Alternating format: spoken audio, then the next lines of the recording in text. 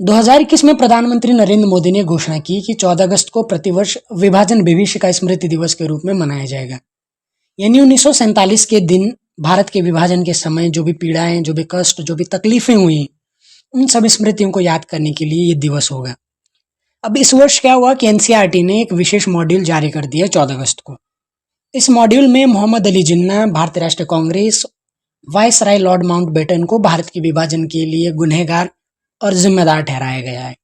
कांग्रेस कौन सी है ये एनसीईआरटी बता सकती है। आज की कांग्रेस है कि उस समय की कांग्रेस है। स्वाभाविक है उस समय की कांग्रेस होगी, लेकिन उस समय की कांग्रेस विभाजन के लिए कैसे जिम्मेदार है, ये इतिहास लिखने का एक नया तरीका है। एनसीईआरटी के इसी मॉड्यूल में विभाजन के दोषी शीर्षक वाले खंड में कहा गया है कि 15 अगस्त 1947 को भारत का विभाजन हुआ, लेकिन ये किसी एक व्यक्ति का काम नहीं था। इसके लिए 3 तत्व जिम्मेदार थे। पहला जिन्ना, जिन्होंने इसकी मांग की, दूसरा कांग्रेस जिसने इसको स्वीकार किया, और तीसरे माउंटबेटन। हालांकि आप और हमने जो पढ़ा वो ये था कि जब 1947 में लॉर्ड माउंटबेटन वायसराय बनकर के भारत आए तो उन्होंने कांग्रेस और मुस्लिम लीग के अलग अलग नेताओं से बात की। उन्होंने कहा कि भारत का विभाजन होगा और भारत के साथ पाकिस्तान नामक एक नए राज्य का भी निर्माण होगा। चूंकि बड़े पैमाने पर खून खराबा, सांप्रदायिक दंगों का डर था, इसलिए राष्ट्रवादी नेताओं ने मजबूर होकर के भारत का विभाजन स्वीकार कर लिया। राष्ट्रवादी नेताओं ने, न कि सिर्फ कांग्रेस ने। लेकिन उन्होंने 2 राष्ट्रों का सिद्धांत नहीं माना। उन्होंने ये नहीं माना कि देश का 1/3 भाग दे दिया जाए, जिसकी मांग भारत की जनसंख्या में मुसलमानों के भाग के आधार पर मुस्लिम लीग कर रही थी।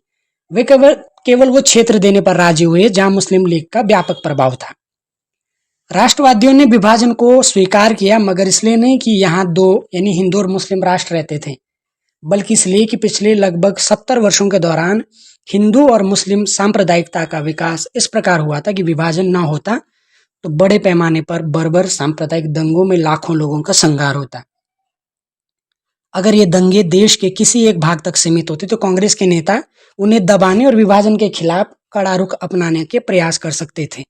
लेकिन दुर्भाग्य से यह आपसी मारकाट हर जगह हो रही थी और इसमें हिंदू मुसलमान दोनों की सक्रिय भागीदारी थी।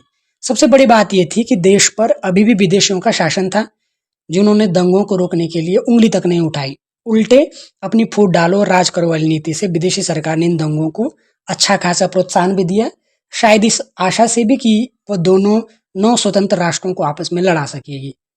चूंकि हम क्या करते हैं कि जब समय बदलता है, चूंकि देश की आज़ादी को 78 वर्ष से अधिक का समय हो गया है, 1947 की परिस्थितियां कैसी थी और आज की परिस्थितियां कैसी है। जब भी हम किसी घटना का वर्णन करते हैं या किसी भी घटना का विश्लेषण करते हैं, तो हम वर्तमान की सिचुएशन के हिसाब से, आज की परिस्थितियों के हिसाब से इतिहास का हम विश्लेषण नहीं कर सकते हैं, क्योंकि हमारे पास आज के हिसाब से तात्कालिक परिस्थितियां नहीं होती। आज की परिस्थितियां अलग है, 1947 की परिस्थितियां अलग थी। इसलिए जो भी विश्लेषण किया जाता है उसको एक ठोस सबूतों के आधार पर और प्रामाणिकता के साथ किया जाना चाहिए, जिससे किसी भी तरीके का गलत संदेश या गलत मैसेज, चूंकि एनसीईआरटी की किताबें 10वीं, 11वीं, 12वीं जिस भी स्तर पर आप विद्यार्थियों को पढ़ाए जाएं, तो देश का इतिहास सही लेवल पर सही तरीके से बच्चों तक पहुंचना चाहिए।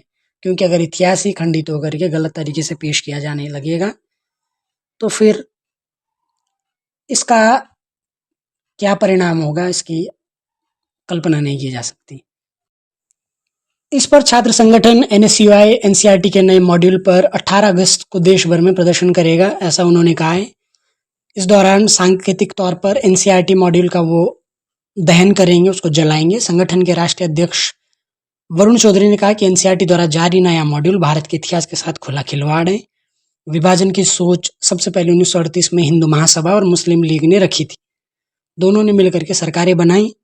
जब पूरा देश 1942 में आज़ादी की लड़ाई में लड़ रहा था, तब ये ताकतें अंग्रेजों की सेवा करने में व्यस्त थी। स्कूली बच्चों को गलत इतिहास पढ़ाकर उनके दिमाग में नफरत का जहर घोलने का प्रयास हो रहा है। इसके खिलाफ एनएसयूआई 18 अगस्त को देश भर में प्रदर्शन। इस दौरान एनसीईआरटी के नए मॉड्यूल को भी जलाया जाएगा।